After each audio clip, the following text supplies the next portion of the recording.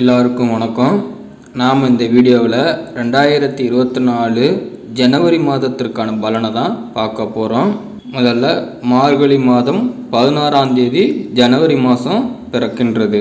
உங்களுக்கு இந்த மாதத்தில் எப்படிப்பட்ட பலனை வழங்கும் அப்படின்னு பார்க்கணுன்னா முதல்ல இந்த மாதத்தின் கிரக நிலையை பார்க்கணும். அது மாதிரி பார்த்தீங்கன்னா சூரிய பகவான் செவ்வாயோடு சேர்ந்து தனுசு ராசியில் இருக்கார். 15ஆம் தேதி வரைக்கும் தனுசு ராசியில் இருந்துட்டு 15ஆம் தேதிக்கு அப்புறம் தான் மகர ராசிக்கு மாறுறாரு. புத்திகாரன் புதன் விருச்சிக ராசியில் இருக்காரு. 8ஆம் தேதி அன்னைக்கு விருச்சிக ராசிக்கும் 21ஆம் தேதி மகர ராசிக்கும் மாறுவார். சுக்கிர பகவான் விருச்சிக ராசியில் இருந்துட்டு செவ்வாயோட வீட்டுக்கு மாறுவார். 10ஆம் தேதி குரு பகவான் வீடான தனுசு ராசிக்கு அவர் போவார். குரு பகவான் மேஷ ராசியில் பலம் அடைஞ்சிட்டு அங்கேருந்து சிம்ம ராசிக்கு அவர் போவார். துலாம் ராசி தனுசு ராசியை அவருடைய அருள் பார்வையால் அவர் பார்வையிடுவார். சனி பகவான் தனது பார்வையை கும்பராசி சிம்ம ராசி விருச்சிக ராசியில் பார்வையிடுவார். ராகு மீன ராசியில் இருந்துட்டு குரு பகவான் வீடான குரு பகவான் மாதிரியே உங்களுக்கு பலன்களை அள்ளி தருவார். கேது கன்னி ராசியில் இருந்துட்டு புதன் மாதிரி பலன்களை தருவார். ராகுக்கும் கேதுக்கும் சொந்த வீடு இல்லைங்கிறதால அவங்க எந்த வீட்டில் இருக்காங்களோ அதற்கான பலன்களை தான் அவர் தருவார். இதுதான் ஜனவரி மாதத்திற்கான கிரக நிலைகளும் ராசி மாற்றங்களும். இதன் அடிப்படையில் தான் இந்த ஜனவரி மாதம் எப்படிப்பட்ட பலன் வழங்கும் என்று பார்க்கலாம். சிம்ம ராசி அன்பர்களுக்கான இந்த 2024ஆம் ஆண்டின் 12 மாதங்களில் முதல் மாதமான ஜனவரி மாதத்தின் உங்களுக்கு எப்படிப்பட்ட பலன் வழங்கும் என்று பார்க்கலாம். முதல்ல நாம் எல்லாருமே ஒரு எதிர்பார்ப்போடு தான் இருப்போம். நானாக இருந்தாலும் சரி, நீங்களாக இருந்தாலும் சரி, இந்த வருடத்துலையாச்சும் இந்த ஆசை நிறைவேறாதா அப்படின்னு. திருமணம், கல்யாணம், வீடு கட்டுதல், தொழில், வேலைவாய்ப்பு, வண்டி வாகனம், இப்படி நம்ம சொல்லிக்கிட்டே இருக்கலாம். இதில் ஏதாச்சும் நமக்கு நிறைவேறாதா அப்படின்னு ஏக்கத்துடன் காத்து கொண்டு இருப்போம் இந்த ஆண்டில். அப்படிப்பட்ட ஆசைகள் நிறைவேறும் ஆண்டாகத்தான் இந்த சிம்மராசி அன்பர்களுக்கு அமைகின்றது. முதல்ல இந்த ஜனவரி மாதம் உங்களுக்கு எப்படிப்பட்ட பலன்? சிம்மராசிக்கு 9ல் குரு பகவான் இருக்கிறதால ரொம்ப ரொம்ப ப்ளஸ்ஸாக இருக்குது. பார்வையும் அனுகிரகமான பார்வையாக இருக்கிறதால சனியின் பார்வையும் ஈக்குவலாக இருக்குது. அப்போ என்ன நடக்கணும்னு பார்த்தீங்கன்னா, ஒரு பக்கம் நல்லது செய்தி வந்துச்சுன்னா இன்னொரு பக்கம் கெட்ட செய்தி வரும். ஒரு பக்கம் நல்லது நடக்குதுன்னா ஒரு பக்கம் கெட்டது நடக்கும். மாறி மாறி தான் இருக்கும். தலையா பூவா இப்படி தான் உங்கள் வாழ்க்கை இந்த ஜனவரி மாதத்தில் நகர போகுது. ராகு கேதும் பார்த்தீங்கன்னா அந்தளவுக்கு உங்களுக்கு நல்ல பலனை வழங்குற மாதிரி தெரில. கேது வேற 2ல் இருக்கார்.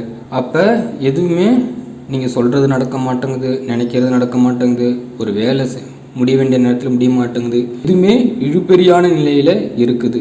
அப்போ உங்களுடைய சூழ்நிலை எப்படி இருக்குன்னு நீங்களே பார்த்துக்குங்க. இதில் பார்த்தீங்கன்னா சூரியனும் செவ்வாயும் 5ஆம் இடத்துல இருக்கார். அவர் பரவாயில்ல, நல்ல இடத்துல உட்காந்துருக்காரு. சரி, உங்களுக்கு உங்களுடைய தொழில் எப்படி இருக்குது அப்படின்னு பார்த்தோம்னா நல்லா இருக்குது. இதுக்கு முன்னாடி என்ன பண்ணிட்டு இருந்தீங்களோ அதையே கண்டினியூ பண்ணுங்கள். எதையும் புதுசாக செய்ய வேண்டாம். இதை செய்கிறா அதை செய்யணும் மாற்றி செய்ய வேண்டாம். செய்ய வேண்டியதை ஒழுங்காக செஞ்சாலே போதும். இதுக்கு முன்னாடி எப்படி செஞ்சுட்டு வந்தீங்களோ அதையே கண்டினியூ பண்ணுங்கள். இல்லை எனக்கு தொழிலில் நல்ல அனுபவம் இருக்குது, நான் பண்ணுறேன், என்னால் முடியும் அப்படின்னா பண்ணலாம். உங்களுக்கு தொழில் முழுசாக தெரிந்திருந்தால் அதை நீங்கள் செய்யலாம்.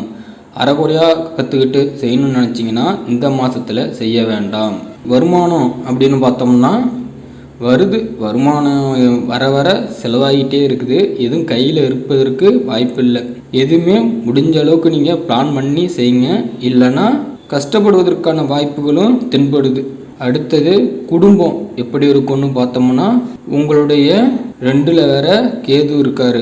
அப்போ குடும்பத்தில் குழப்பங்கள் அதிகமாக சுற்றும். குடும்பமே குழப்பத்தில் சுற்றிட்டு வர மாதிரி சூழ்நிலையை உருவாக்கி விடுவார் 2ல் கேது இருக்கும்போது. ஒரு விஷயத்த தெளிவில்லாமலும் முடிவில்லாமலும் நீங்கள் ஒருத்தரை மாற்றி ஒருத்தரை குறை சொல்லிக்கிட்டு நீ செய் நான் செய் அப்படின்னு போட்டி போட்டுக்கிட்டு அப்படியே போட்டிருப்பீங்க. குரு வேணால் நல்ல இடத்துல இருக்கார்.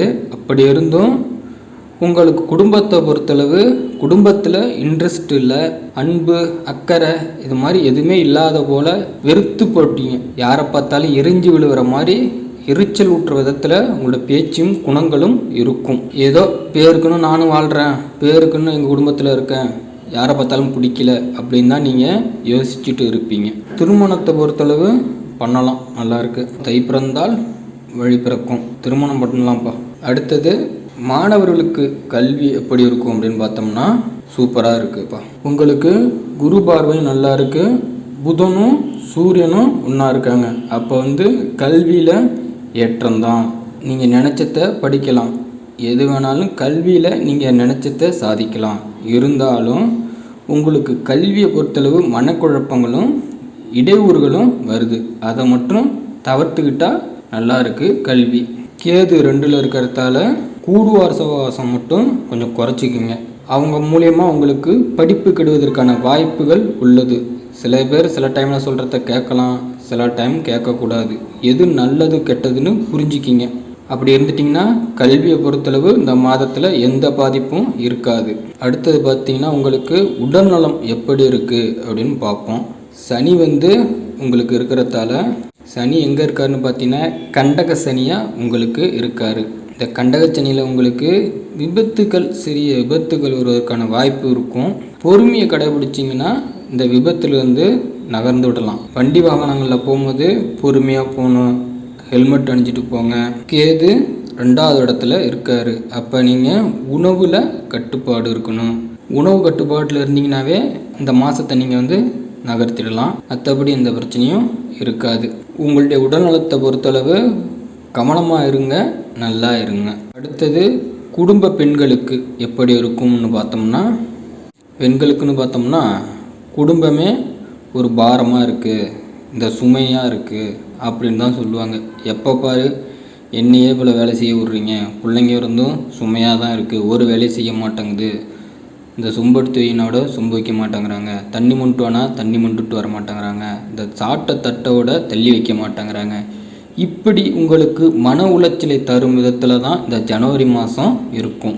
அப்புறம் பார்த்திங்கன்னா ஒரு பக்கமாக பிள்ளைங்க டக்குன்னு உங்களுக்கு உங்கள் பேச்சை கேட்டு நடந்துக்கிறதால இது சுகமாக இருக்குது, இந்த சுமையும் சுமப்பதற்கு எனக்கு சுகமாக தான் இருக்குது அப்படின்னு புகழ்ந்து தள்ளுவீங்க. அப்படி தான் இந்த ஜனவரி மாதம் உங்களுக்கு இருக்குது. அடுத்தது பார்த்திங்கன்னா சிம்ம ராசியில் பிறந்துள்ள மூத்தவர்கள் அவங்களுக்கு எப்படி இருக்கும்னு பார்த்தோம்னா, அவங்க எல்லாத்தையும் செஞ்சு முடிச்சிட்டேன், என் கடமை முடிந்து விட்டது அப்படின்னு நினச்சிட்ருக்காங்க. நான் என்னால் முடிஞ்ச அளவுக்கு என் குடும்பத்தையும் என் சுற்றியுள்ளவர்களையும் நல்லா பார்த்துக்கிட்டேன் போதும் அப்படின்னு நினச்சிங்கன்னா அவங்க ஓகே தான். ஆனால் இதுக்கு மேலே நான் இந்த தொழில் செய்ய போகிறேன், இந்த வண்டி வாங்க போகிறேன், லாரி வாங்க போகிறேன், பஸ் வாங்க போகிறேன், வீடு கட்ட போகிறேன் அப்படின்னு செய்வதற்கான நேரம் இது இல்லை. அகல கால வைப்பதற்கு இது நேரம் இல்லை. அப்போ நீங்கள் அமைதியாக அடக்கமாக இந்த காலத்தை நகர்த்துங்க. இப்படி தான் பெரியவங்களுக்கு இருக்குது. ஓவரால் பார்த்திங்கன்னா இந்த ஜனவரி மாதம் எப்படிரா இருந்ததுன்னு பார்த்தோம்னா பரவாயில்ல அப்படிங்கிற மாதிரி தான் இருக்குது. இதனால் நீங்கள் என்ன பண்ணுறீங்கன்னா, காலையில் குளிச்சுட்டு விநாயகருக்கு போயிட்டு விளக்கேற்றி வழிபடுங்க. சனி பகவானுக்கு எல் தீபம் ஏற்றி வழிபடுங்க. இந்த பிரச்சனைகளின் தாக்கம் உங்களுக்கு குறையும். சிம்மராசி அன்பர்களுக்கு புத்தாண்டு வாழ்த்துக்கள்.